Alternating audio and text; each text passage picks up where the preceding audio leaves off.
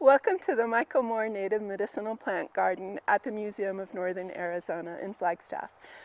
It's quite a long name for a small garden, but we wanted to honor Michael, who is an herbalist, and the garden is filled with native medicinal plants found on the Colorado Plateau. There are approximately 105 different species. At this moment, they kind of come and go. We are experimenting. Some don't do so well and others flourish. My name is Laura Davis. I am a volunteer at the Museum of Northern Arizona, a master gardener, and a volunteer with the Arizona Ethnobotanical Research Association. The garden itself has been here. This is our third season. All the work you see has been done by volunteers of the museum, master gardeners, and community members. Oh my goodness, what kind of work has been done here? We have.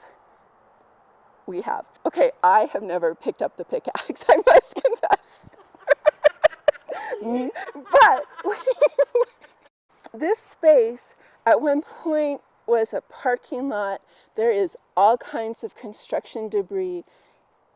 We have found bricks, slump block, garden timbers within the space. So yeah, we've found all kinds of surprises, not necessarily good ones, within our soil.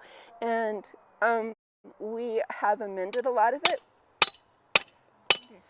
We are putting in a few more stakes this morning in order to move our temporary fence out to where the new fence line will be when we have enough funds to put in our fence. And what we are trying to do is go ahead and extend it now so we can get plants in that we already have for the space.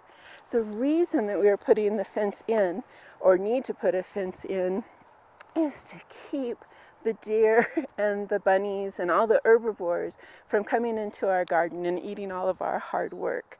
So the garden, or the fence, will run along here with a 4-foot gate. It'll follow along the stone wall, and then there will be another gate on the far side so that people are able to have easy access into our garden once it's complete. You can see it kind of looks like a wild garden, or an unruly garden might be a better way to put it. But Michael Moore himself was a bit unruly and kind of a wild man. And he also was not a fan of gardens. He thought plants should be collected in the wild, and with respect and with the idea of conserving the populations of plants for future generations. But Michael also realized that a lot of our wild lands are disappearing, and while they disappear, our plants disappear.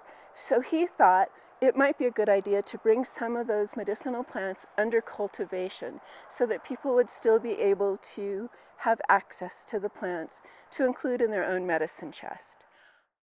It is our hope, well, first of all, that people just enjoy the garden itself in and of the fact that it's a garden. But I guess more importantly, to take it into a deeper appreciation that these plants have grown on the Colorado Plateau for a very long time, that they have been collected, respected, and used by the peoples that lived here long before we got here. While these plants have medicinal properties, they're also grand for pollinators. They bring the whole space alive, and it has been created as a teaching garden. And we hope that when people are able to be together, that they can come here for workshops, for self-guided tours, to learn about the medicinal plants that are native to our area, and also see that they can incorporate them into their lives, whether it be by using them for medicine or for using them in their garden just to simply enjoy.